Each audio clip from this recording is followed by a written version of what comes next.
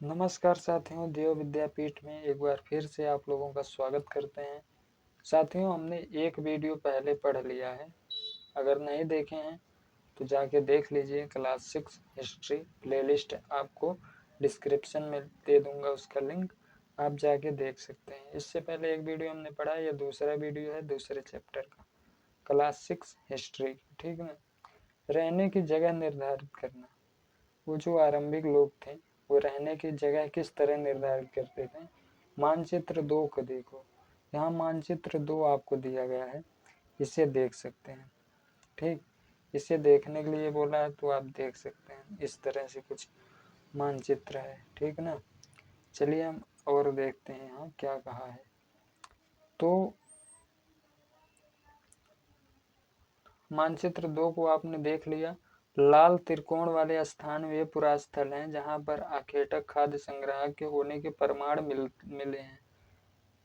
इनके अलावा भी और कई स्थानों पर आखेटक खाद्य संग्राहक रहते थे। मानचित्र में सिर्फ कुछ गिने चुने स्थान चिन्हित किए गए हैं। कई पुरास्थल नदियों और झीलों के किनारे पाए गए हैं। ठीक ना। तो मानचित्र पे केवल उन्हीं पुरास्थलों को दिया गया है जो खास खास हैं। ठीक ना। जहाँ आखेटक रहते थे वो देख सकते हैं नीले कलर के। किससे दिया हुआ है भाई? लाल त्रिकोण वाले स्थान वे पुरास्थल है जहाँ आखेटक खाद्य संग्रह के होने के आपको प्रमाण मिलते हैं। ये कैसा हो रहा है भैया ब्लर? तो प्रमाण मिले हैं। इसके अलावा और भी कई स्थान है जहाँ खाद्य संग्राहक रहते थे। तो लाल त्रिकोण वाले स्थान पुरास्थल है। देखिए यहाँ भीम बेटका देख सकते हैं। भीम बेटका एक है, और कहाँ गया? कोलकाता भी हो गया आपका, यहाँ कोलकाता है। हंसंगी हो गया। कुरनूल गुफाएं, यहाँ खाद्य संग्राहक रहा करते थे। ये कुछ खास जगहें हैं जिनके बारे में आपको जानकारियां दी गई हैं। यहाँ प्रारंभिक लोग रहते थे, यानी कि जो आखेटक थे, शिकार करते थे और खाने की चीजें इकट्ठा करते थे।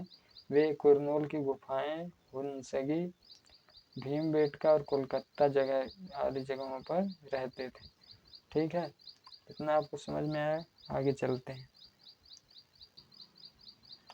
चूंकि पत्थर के उपकरण बहुत महत्वपूर्ण थे। साथियों, जिस तरह से आज लोहा, स्टील, ये सब धातुएं महत्वपूर्ण हैं, उस समय मतलब शुरुआती दौर में उपकरण के लिए पत्थर को ज़्यादा महत्वपूर्ण माना जाता था। इसलिए लोग ऐसी जगह ढूंढते थे जहां अच्छे पत्थर मिल सकें। ठीक ना। भीमबेटका उसी का एक उदाहरण है।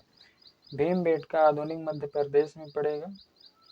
इस पुरा स्थल पर गुफाएं व कंदराएं मिली हैं। लोग इन गुफाओं में इसलिए रहते थे क्योंकि यहाँ उन्हें बारिश, धूप और हवाओं से राहत मिलती थी। ये गुफाएं नर्मदा नदी के पास हैं। क्या तुम बता सकते हो कि रहने के लिए लोगों ने यह जगह क्यों चुनी? और यहाँ देख सकते हैं एक शैल चित्र है। इसमें हमें क्या पता चलता है? एक शैल चित्र, इस चित्र के बारे में बताओ। देखिए, जिन गुफाओं में लोग रहते थे उनमें से कुछ की दीवारों पर चित्र मिले हैं। ये देखिए, यहाँ गुफा में सब पहले वाले लोग इसी गुफा में जीवन जीते थे। क्या आज आप यहाँ रह सकते हो? नहीं रह पाओगे। तो इन गुफाओं में लोग रहते थे तो कुछ लोग चित्र भी बनाते थे। जिस तरह आप लोग दीवार पे चाक ओक लेके गूंज देते हैं, उसी तरह से। तो जिन गुफा में रहते थे दीवारों पे चित्र मिले हैं। इनमें कुछ सुंदर उदाहरण मध्य प्रदेश और दक्षिणी उत्तर प्रदेश की गुफाओं से मिले चित्र हैं। यानी कि जो कहा है उदाहरण के तौर पे, मध्य प्रदेश और दक्षिणी उत्तर प्रदेश की गुफाओं में चित्र मिले हैं। ठीक ना। इनमें जंगली जानवरों की बड़ी कुशलता से सजीव चित्रण किया गया है। इसमें जंगली जानवरों का इसी तरह से चित्रण किया गया है। कहाँ कहाँ? मध्य प्रदेश और दक्षिणी उत्तर प्रदेश में मिले हैं। अब साथियों देखते हैं पुरा स्थल किसे कहते हैं। पुरा स्थल किसे कहते हैं, चलिए जान लेते हैं। पुरा स्थल किसे कहते हैं? पुरा स्थल उस स्थान को कहते हैं जहाँ औजार, बर्तन और इमारतों जैसी वस्तुओं के अवशेष मिले हैं। यानी कि औजार मिले हैं, जिसे हथियार भी कहते हैं, बर्तन मिले हैं और कुछ इमारतों जैसी वस्तुओं के अवशेष मिले हैं। मतलब जो टूटे फूटे सामान थे उसके जो बचे हुए भाग थे वो मिले हैं। ऐसी वस्तुओं का निर्माण लोगों ने आम काम के लिए किया था, ठीक ना। और बाद में वे उन्हें वहीं छोड़ गए। ये जमीन के ऊपर अंदर कभी कभी समुद्र और नदी के तल में भी पाए जाते हैं। इन पुरास्थलों के बारे में आपको अगले अध्याय में बताया जाएगा, ठीक ना। पुरास्थल किसे कहते हैं? पुरास्थल उस स्थान को कहते हैं। पुरा का मतलब पुराना, स्थल का मतलब स्थान। तो पुराना स्थान जहाँ पुरानी चीजें, औजार, प्रारंभिक लोगों की चीजें मिलती हैं, उसी को पुरा स्थल कह देते हैं। अब चलिए सबसे महत्वपूर्ण चीजें हम देख लेते हैं। आग की खोज। आग की खोज कैसे हुई भैया? देखिए, आग की खोज बहुत महत्वपूर्ण हेडिंग है आपकी, ठीक ना। बहुत महत्वपूर्ण हेडिंग है आपकी, आग की खोज। आग की खोज कैसे हुई? मानचित्र 2 में आपने देखा है सब कुछ। कुरनूल गुफा हमने देखा है जहाँ आरंभिक लोग यानी कि आखेटक लोग रहते थे। पृष्ठ 13 पर दिया गया है, आप देख सकते हैं। अभी मैंने दिखाया है आपको मानचित्र। यहाँ राख के अवशेष मिले हैं। जो कुरनूल की गुफा है यानी जो आखेटक संग्राहक थे, आखेट संग्राहक थे, आखेटों के जो मतलब शिकारी और खाने के लिए जो शिकार करते थे पशु पक्षियों का, वो आरंभिक लोग थे। वे कुरनूल की गुफा में भी रहते थे। यहाँ राख के अवशेष मिले हैं। अब जो कुरनूल की गुफा है, मानचित्र पे आप देखेंगे पृष्ठ 13 पर, यहाँ पर राख के अवशेष मिले हैं, ठीक। इसका मतलब यह है कि आरंभिक लोग आग जलाना सीख गए थे। आग की खोज कैसे हुई? तो देखिए, जो कुरनूल की गुफा है वहाँ राख के अवशेष मिल गए हैं। इससे हमें पता चलता है कि आरंभिक लोग आग जलाना सीख गए थे। आग का इस्तेमाल कई कार्यों के लिए किया जा गया होगा, जैसे प्रकाश के लिए, यानी कि जंगल में रहते थे या फिर इधर उधर रहते थे पहाड़ियों पे, तो वहाँ अंधेरा हुआ करता था। तो आग की खोज बहुत महत्वपूर्ण चीज इसलिए है। आज तो घर में बिजली हो गई है, तब बिजली नहीं था।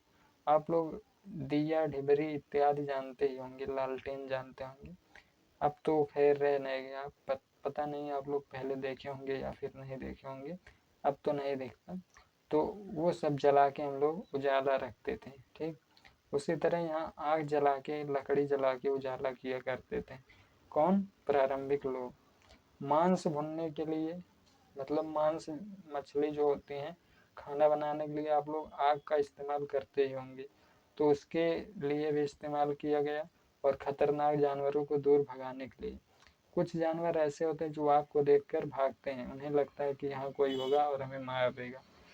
तो जानवरों को, खतरनाक जो जानवर थे उनके आसपास, पहले समझ लीजिए कि बाग बगीचे, जंगल इत्यादि बहुत ज्यादा वन वन हुआ करते थे। जंगल झाड़ियां बहुत ज्यादा होती थी।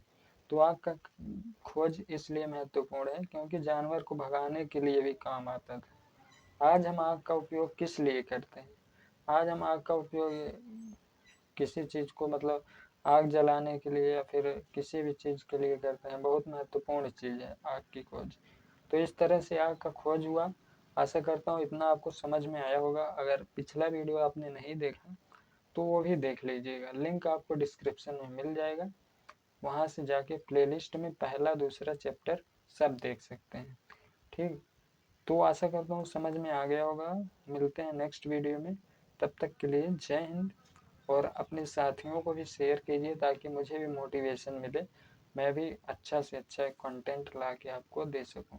और पीडीएफ नोट्स के लिए आप कमेंट करेंगे तो आपको पीडीएफ और नोट्स भी दे दूंगा, ठीक है। मिलते हैं नेक्स्ट वीडियो में। जय हिंद।